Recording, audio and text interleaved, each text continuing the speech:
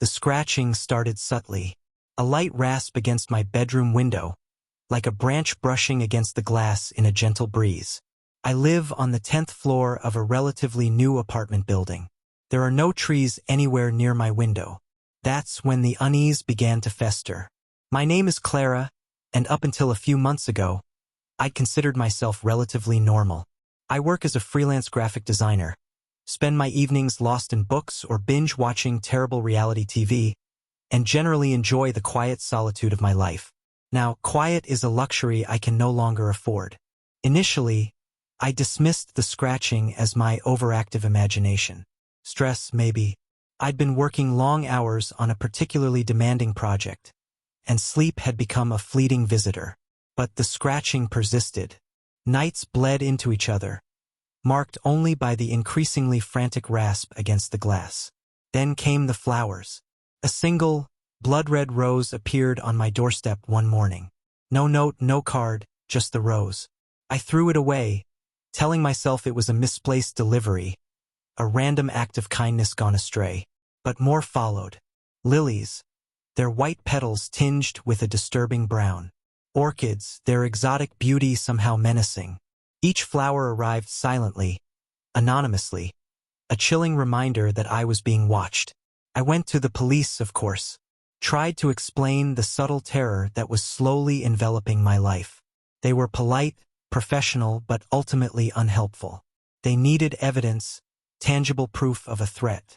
Flowers, they said, could be from anyone. Scratching sounds? Probably just the wind. They promised to increase patrols in the area, but I knew it was just lip service. I was on my own. The scratching escalated. It became more insistent, more deliberate. It wasn't random anymore.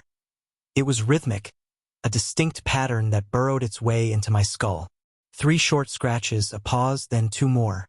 It was like a morbid code being tapped out against my window pane. Then the notes started appearing. They were slipped under my door always at night, scrawled on cheap, lined paper, the handwriting erratic and unsettling. You are beautiful, Clara. I see you.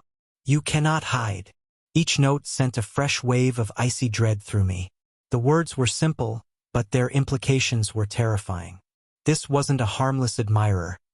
This was someone who was watching me, studying me, and slowly tightening the noose around my sanity. Again, I went to the police. This time, I had evidence. The notes were bagged, tagged, and sent off to the lab for analysis. But the waiting was excruciating.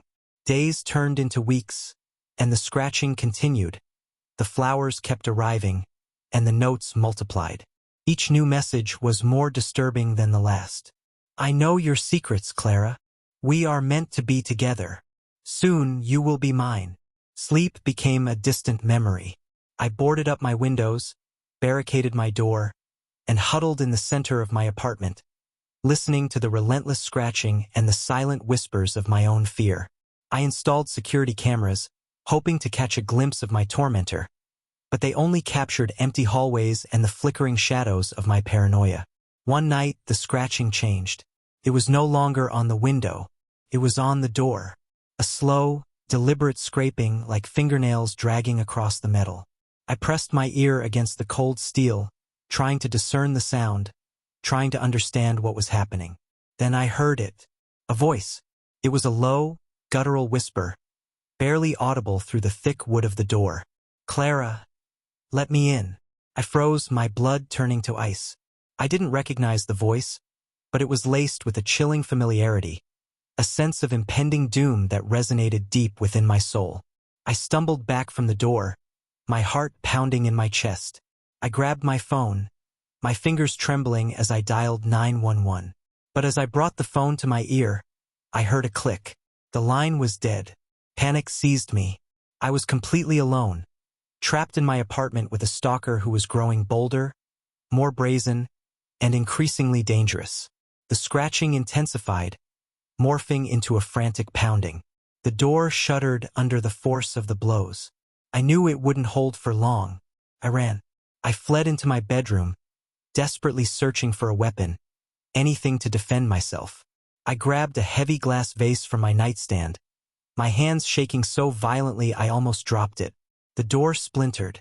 A sliver of light appeared in the widening crack. I braced myself, my muscles tense, my breath caught in my throat. The door crashed open. Standing in the doorway was a figure shrouded in shadow. I couldn't make out any details, just a dark silhouette against the dim light of the hallway. The figure took a step forward, and I raised the vase, ready to strike. "Who are you?" I screamed, my voice barely a whisper. "What do you want?" The figure didn't answer.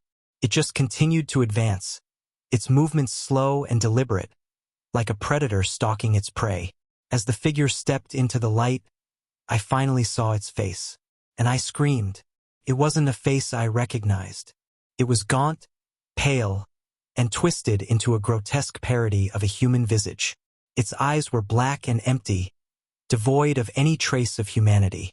Its mouth was stretched into a wide, unnerving grin, revealing rows of sharp, pointed teeth. But it was the smell that truly broke me.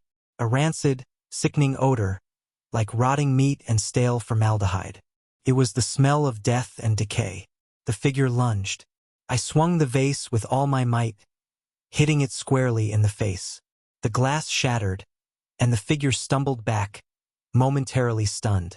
But it didn't fall. It just stood there, swaying slightly, its eyes still fixed on me with an unholy intensity.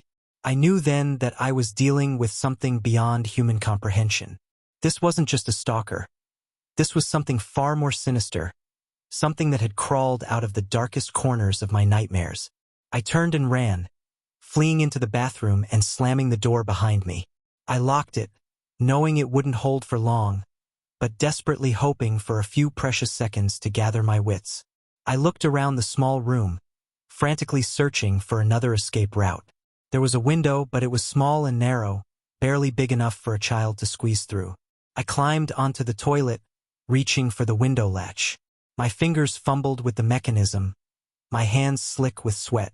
Finally, the latch gave way, and I pushed the window open. A blast of cold night air rushed into the room, bringing with it the faint scent of rain. I peered out into the darkness, trying to gauge the distance to the ground. 10 stories. It was a death sentence. But the alternative was far worse. I heard the bathroom door splintering. The figure was breaking through. I took a deep breath, closed my eyes, and prepared to jump. Then I felt it. A cold, clammy hand on my ankle. I screamed again, a primal cry of terror that echoed through the night. I opened my eyes and looked down. The figure was standing in the doorway, its grotesque face just inches from mine. Its grip on my ankle was like a vice, preventing me from jumping. "You can't escape me, Clara," it whispered, its voice a raspy, guttural growl. "You are mine now." I struggled against its grip, kicking and screaming, but it was no use. Its strength was unnatural, inhuman. It pulled me back into the bathroom, away from the window, away from any hope of escape. I landed on the cold tile floor, my head hitting the edge of the bathtub. A searing pain shot through my skull, and I felt consciousness slipping away. As darkness closed in, I saw the figure looming over me, its black eyes burning into my soul. It raised its hand, revealing a long, gleaming knife. "Don't worry, Clara," it whispered. "This will all be over soon." The last thing I saw was the glint of the blade as it descended. I woke up in my bed. The sun was streaming through the window, casting long shadows across the room. I sat up, my head throbbing, my body aching. I looked around, trying to make sense of what had happened. The bathroom door was intact. The window was closed. The figure was gone. Had it all been a dream? A horrific nightmare brought on by stress and exhaustion? I got out of bed, my legs still shaky. I walked into the bathroom and looked in the mirror. My reflection stared back at me, pale and haggard. But there was something different about my eyes. They were wider, more vacant, as if something had been taken from me, something essential to my being. I reached up and touched my forehead. There was a small, jagged cut just above my hairline. It was fresh, still bleeding slightly. It hadn't been a dream. The terror returned, flooding my senses. I was still being watched, still being stalked. And now, I knew that my tormentor was something far more dangerous than I could have ever imagined. I ran to the window and looked out. The city stretched out before me, a vast and indifferent landscape, and then I saw it. A single, blood-red rose lying on my windowsill. My stalker was still out there, and he was closer than ever.